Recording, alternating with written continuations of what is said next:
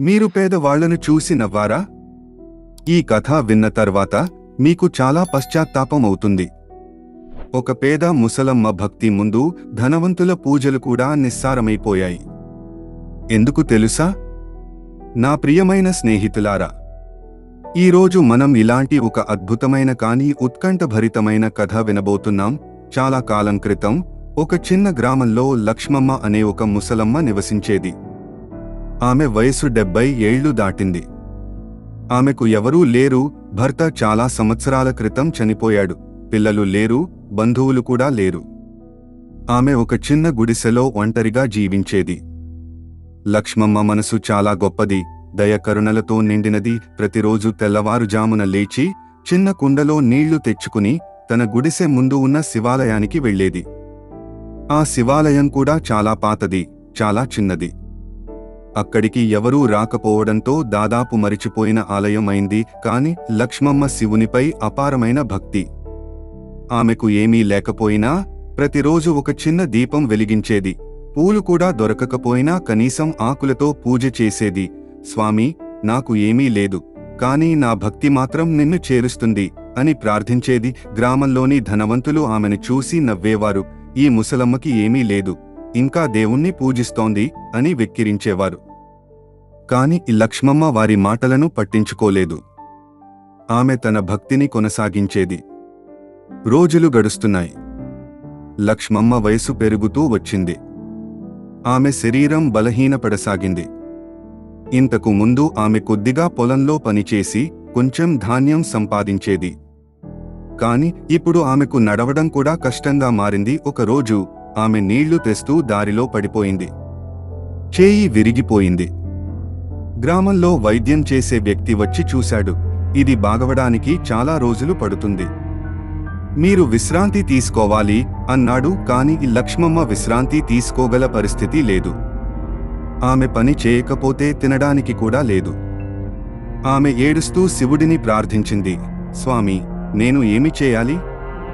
నా శరీరం నాకు తోడుగా లేదు, కానీ నా జీవితం ఇంకా ముగియలేదు. దయచేసి నాకు దారి చూపు. మరుసటి రోజు ఆమె గుడిసె దగ్గరకు ఒక గ్రామస్థుడు వచ్చాడు. అతను చెప్పాడు, అమ్మా, మా పొలంలో గడ్డి తీయడానికి ఒకరు కావాలి. మీరు వస్తారా? ప్రతిరోజు కొంచెం ధాన్యం ఇస్తాను. లక్ష్మమ్మ బాధాకరమైన చేతితో కూడా పని చేయడానికి అంగీకరించింది. ప్రతిరోజు తెల్లవారుజామున శివాలయానికి వెళ్లి తరువాత పొలంలో పని చేసేది. సాయంత్రం తిరిగి ఆలయానికి వెళ్లి, స్వామి, ఈ రోజు కూడా నీ దయ వల్లనే బ్రతికాను అని కృతజ్ఞతలు చెప్పేది. కొన్ని నెలలు గడిచాయి. లక్ష్మమ్మ చేయి కొంచెం మెరుగుపడింది, కాని పూర్తిగా బాగుకాలేదు. అప్పుడు గ్రామంలో పెద్ద కరువు వచ్చింది. వర్షం రాలేదు, పంటలు పండలేదు. అందరూ ఆహారం కోసం ఇబ్బందులు పడుతున్నారు. పొలం యజమాని లక్ష్మమ్మతో చెప్పాడు, అమ్మా, క్షమించండి, ఇప్పుడు మా దగ్గర కూడా పని లేదు. నేను మీకు ధాన్యం ఇవ్వలేను. లక్ష్మమ్మకు ఎక్కడ నుండి ఆహారం వస్తుందో తెలియలేదు. ఆమె గ్రామంలో ఇంటింటికి వెళ్లి సహాయం అడిగింది. కానీ అందరికీ తమ సమస్యలు ఉన్నాయి. ఎవరూ ఆమెకు సహాయం చేయలేకపోయారు. రోజుల తరబడి ఆమె దాదాపు ఏమీ తినలేదు. కొన్నిసార్లు కొన్ని ఆకులు, పండ్లు తింటూ బతికింది.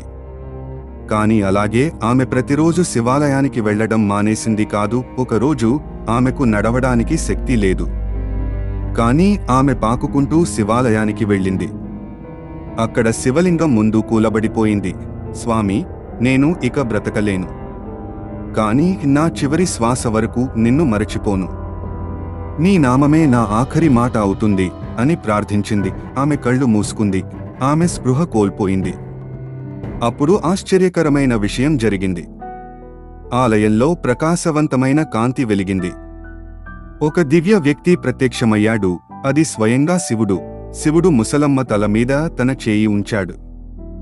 లక్ష్మమ్మ, లేచి చూడు, ఆయన మృదువైన స్వరంతో అన్నాడు. లక్ష్మమ్మకు ఆశ్చర్యంగా, ఆమెకు మళ్లీ శక్తి వచ్చింది. ఆమె కళ్ళు తెరిచి చూస్తే తన ముందు ఒక తేజస్వి రూపం కనిపించింది. ఆమెకు వెంటనే అర్థమైంది, ఇది తాను ఇన్నాళ్లు పూజించిన శివుడు. ఆమె శివుని పాదాలకు సాష్టాంగ నమస్కారం చేసింది. స్వామి, స్వామి, నువ్వు నిజంగా వచ్చావా? నేను కల కంటున్నానా అని అడిగింది కన్నీళ్లతో. శివుడు నవ్వుతూ చెప్పాడు, లక్ష్మి, ఇది కల కాదు. నేను నిన్ను ఎప్పుడూ చూస్తున్నాను. నీ భక్తి నన్ను కదిలించింది. ఇన్ని సంవత్సరాలుగా నువ్వు నాకు ఏమీ లేకపోయినా నీ హృదయం అర్పించావు. నీ నిజమైన భక్తి చూసి నేను చాలా సంతోషించాను. లక్ష్మమ్మ ఏడుస్తూ చెప్పింది, స్వామి, నేను నీకోసం ఏమీ చేయలేకపోయాను.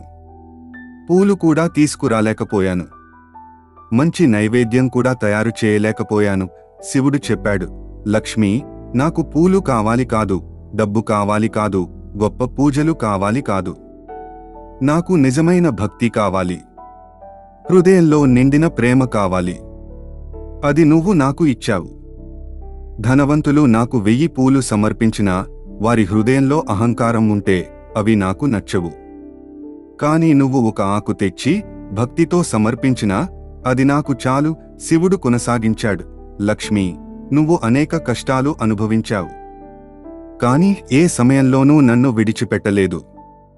కష్టాల్లో కూడా నా నామం మర్చిపోలేదు. నీ విశ్వాసం అచంచలంగా ఉంది. ఇటువంటి భక్తురాలిని నేను రక్షిస్తాను. శివుడు ఆమె తల మీద మళ్లీ చేయి ఉంచాడు. లక్ష్మి, నీకు నేను వరం ఇస్తాను. నీవు ఏమి కోరుకుంటావు చెప్పు. నేను దాన్ని తీర్చగలను. లక్ష్మమ్మ ఆలోచించింది. ఆమెకు ధనం కావాలని అనుకోలేదు. గొప్ప ఇల్లు కావాలని అనుకోలేదు.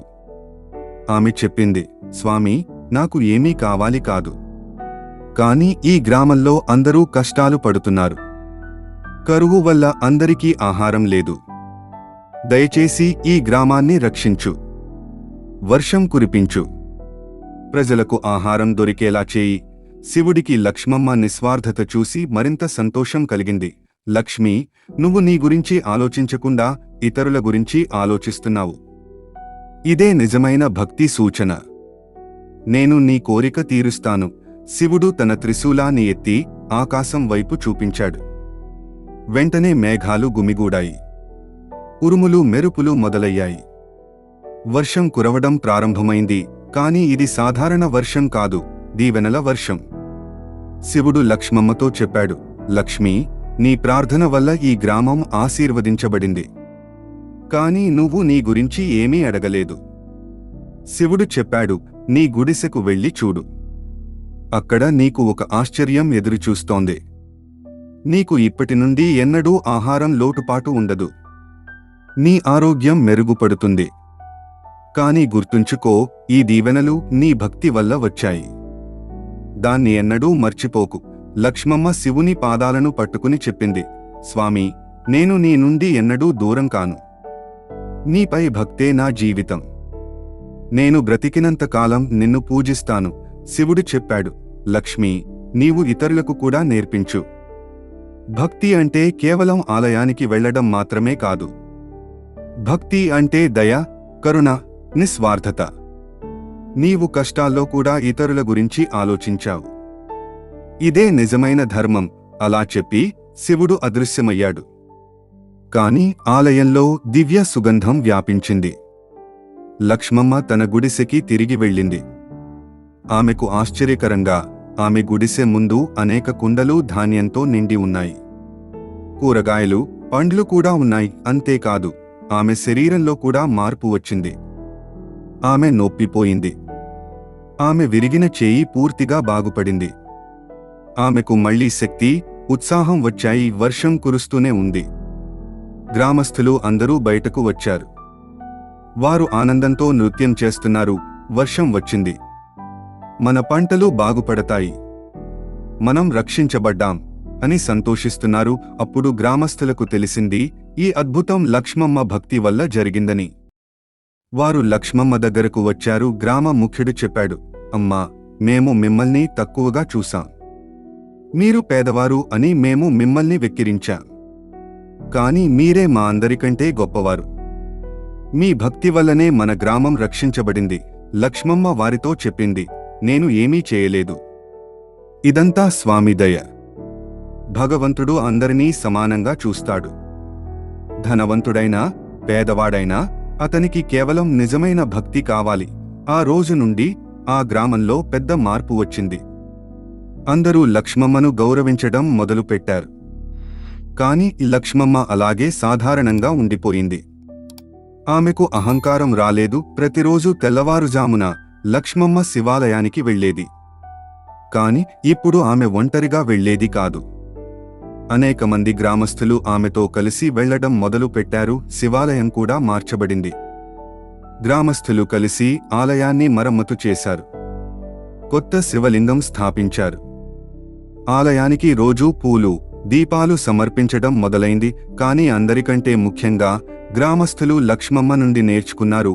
నిజమైన భక్తి అంటే కేవలం ఆలయానికి వెళ్లడం మాత్రమే కాదు. అది హృదయంలో దేవుణ్ణి ఉంచుకోవడం, దయ చూపడం, నిస్వార్థంగా జీవించడం. లక్ష్మమ్మ జీవితం పూర్తిగా మారిపోయింది. కాని ఆమె అలాగే తన చిన్న గుడిసెలోనే ఉండిపోయింది. గ్రామస్థులు ఆమెకు పెద్ద ఇల్లు కట్టించడానికి ప్రయత్నించారు. కాని ఆమె నిరాకరించింది. నాకు ఈ చిన్న గుడిసె చాలు. ఇక్కడ నేను శివుణ్ణి పూజించాను. ఇది నాకు అమూల్యమైనది అని చెప్పేది. కాని లక్ష్మమ్మ తన భాగ్యాన్ని ఇతరులతో పంచుకోవడం మొదలుపెట్టింది. ఆమెకు దొరికిన ధాన్యం, ఆహారం ఎవరికైనా అవసరమైతే వారికి ఇచ్చేది. పేదవారికి సహాయం చేసేది. అనాథలకు ఆశ్రయమిచ్చేది. గ్రామంలో ఎవరికైనా సమస్య వస్తే వారు లక్ష్మమ్మ దగ్గరకు వచ్చేవారు. ఆమె వారికి సలహా ఇచ్చేది, ధైర్యం ఇచ్చేది. శివుడు మనందరికీ తోడుగా ఉన్నాడు. మనం కేవలం విశ్వాసంతో ఉండాలి అని చెప్పేది. కొన్ని సంవత్సరాలు గడిచాయి. లక్ష్మమ్మ వయసు మరింత పెరిగింది. కాని ఆమె భక్తి ఎన్నడూ తగ్గలేదు. ప్రతిరోజు శివాలయానికి వెళ్లడం కొనసాగించింది. ఒకరోజు మహాశివరాత్రి వేళ లక్ష్మమ్మ ఆలయంలో రాత్రంతా జాగరణ చేసింది. ఆమె శివనామాలు పఠించింది, భజనలు చేసింది. అర్ధరాత్రి సమయంలో మళ్లీ ఆలయంలో దివ్య జ్యోతి ప్రత్యక్షమైంది. శివుడు మళ్లీ కనిపించాడు. కాని ఈసారి గ్రామస్థులందరికీ కూడా శివుడు కనిపించాడు. శివుడు చెప్పాడు, లక్ష్మీ, నీ భక్తి వల్ల ఈ గ్రామం ధన్యమైంది. నువ్వు నాకు ఉదాహరణ. నిజమైన భక్తుడు ఎలా ఉండాలో నువ్వు చూపించావు. అప్పుడు శివుడు గ్రామస్థులందరినీ చూసి చెప్పాడు, మీరు అందరూ చూశారా? ధనం, స్థితి, వయస్సు ఇవేవీ నాకు ముఖ్యం కాదు. నాకు కేవలం నిజమైన, నిష్కపటమైన భక్తి కావాలి. లక్ష్మి ఇన్ని కష్టాల్లో కూడా నన్ను మర్చిపోలేదు. ఆమెకు ఏమీ లేకపోయినా తన హృదయాన్ని నాకు అర్పించింది. ఇదే నిజమైన భక్తి. శివుడు కొనసాగించాడు, భక్తి అనేది బాహ్యం కాదు, అది అంతరంగం. మీరు ఆలయానికి 1000 సార్లు వెళ్ళినా మీ హృదయంలో దయ, కరుణ లేకపోతే అది నిజమైన భక్తి కాదు. లక్ష్మి ఏమి చేసింది చూడండి. ఆమెకు తానే కష్టాల్లో ఉన్నప్పుడు ఇతరుల గురించి ఆలోచించింది. ఆమెకు ఆహారం లేనప్పుడు కూడా ఇతరుల కోసం ప్రార్థించింది. ఇదే నిజమైన భక్తి. భక్తి అంటే ఇతరులకు సహాయం చేయడం, పేదవారికి అన్నం పెట్టడం, అనాథలకు ఆశ్రయం ఇవ్వడం, రోగులకు సేవ చేయడం, నిజాయితీగా జీవించడం. ఇదంతా నాకు చేసే పూజ. గ్రామస్థులందరూ శివుని ముందు నమస్కరించారు. వారు తమ తప్పులు అంగీకరించారు. స్వామి, మేము తప్పు చేశాం. ఇక నుండి మేము నిజమైన భక్తిని అనుసరిస్తాం అని ప్రతిజ్ఞ చేశారు. శివుడు అందరినీ ఆశీర్వదించి మళ్లీ అదృశ్యమయ్యాడు. ఆ రోజు నుండి ఆ గ్రామం పూర్తిగా మారిపోయింది. అది ఒక ఆదర్శ గ్రామంగా మారింది. అక్కడ పేదవారికి అన్యాయం జరగలేదు. అందరూ ఒకరికొకరు సహాయం చేసుకున్నారు. లక్ష్మమ్మ ఆ గ్రామానికి మార్గదర్శిగా మారింది. ఆమె అందరికీ శివుని గురించి, భక్తి గురించి బోధించేది.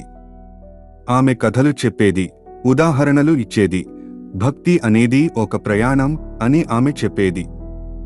మనం ప్రతిరోజూ దేవుణ్ణి చేరుకోవడానికి ప్రయత్నించాలి. కష్టాలు వస్తాయి, అవరోధాలు వస్తాయి. కానీ మనం విశ్వాసం కోల్పోకూడదు. దేవుడు ఎల్లప్పుడూ మనకు తోడుగా ఉంటాడు. సంవత్సరాలు గడిచాయి. లక్ష్మమ్మ చాలా వృద్ధురాలైంది. కాని ఆమె ఆనందంగా ఉండేది. ఆమెకు తన జీవితంలో పశ్చాత్తాపం లేదు. ఒకరోజు ఆమె శివాలయంలో కూర్చుని ప్రార్థిస్తూ శాంతంగా తన చివరి శ్వాస విడిచింది. ఆమె ముఖంపై దివ్యమైన చిరునవ్వు ఉంది. గ్రామస్థులు ఏడ్చారు. కాని వారికి తెలుసు, లక్ష్మమ్మ శివుని దగ్గరకు వెళ్ళిపోయిందని. ఆమె చివరికి తన ఇష్ట దైవాన్ని చేరుకుందని. లక్ష్మమ్మ కథ ఆ గ్రామంలో తరతరాలుగా చెప్పబడింది. తల్లిదండ్రులు తమ పిల్లలకు లక్ష్మమ్మ భక్తి గురించి చెప్పారు. ఆ చిన్న శివాలయం ఇప్పుడు ప్రసిద్ధమైంది. దూరదూరాల నుండి భక్తులు వచ్చేవారు. కాని ఆలయంలో ఒక ప్రత్యేకత, లక్ష్మమ్మ విగ్రహం కూడా స్థాపించబడింది శివుడి పక్కన. ఎందుకంటే లక్ష్మమ్మ నిజమైన భక్తికి ఉదాహరణ. ఆమె చూపించింది, భక్తి అనేది కేవలం ఆచారాలు కాదు, అది హృదయంలో ఉండేది. ధనం, స్థితి, వయస్సు ఇవేవీ ముఖ్యం కాదు. ముఖ్యం నిజాయితీ, నిష్కపటత, నిస్వార్థత. లక్ష్మమ్మ కష్టాల్లో కూడా తన విశ్వాసం కోల్పోలేదు. ఆమె భగవంతుడు తనతో ఉన్నాడని నమ్మింది. ఆ విశ్వాసం వల్లనే శివుడు ఆమెను రక్షించాడు. ఈ కథ మనకు ఒక ముఖ్యమైన పాఠం నేర్పిస్తుంది. నిజమైన భక్తి ఎప్పుడూ వ్యర్థం కాదు. దేవుడు ఎల్లప్పుడూ తన భక్తుల ప్రార్థనలు విన్నాడు. కాని మనం ఓపిక కలిగి ఉండాలి, విశ్వాసం కలిగి ఉండాలి. లక్ష్మమ్మలాగా మనం కష్టాల్లో కూడా దేవుణ్ణి విడవకూడదు. మనం ఇతరుల గురించి కూడా ఆలోచించాలి. మనం నిస్వార్థంగా జీవించాలి. అప్పుడు దేవుడు తప్పకుండా మనకు దారి చూపిస్తాడు. ఫ్రెండ్స్, వీడియో నచ్చితే ఒక లైక్ ఇవ్వండి. అది మాకు చాలా ప్రోత్సాహకరంగా ఉంటుంది. మీ అభిప్రాయాన్ని కామెంట్లలో తప్పకుండా చెప్పండి. మరిన్ని కథలు వినడానికి మన ఛానల్ను సబ్స్క్రైబ్ చేస్తే మీరు వాటిని మిస్ అవ్వరు. చూసినందుకు అందరికీ నా హృదయపూర్వక ధన్యవాదాలు.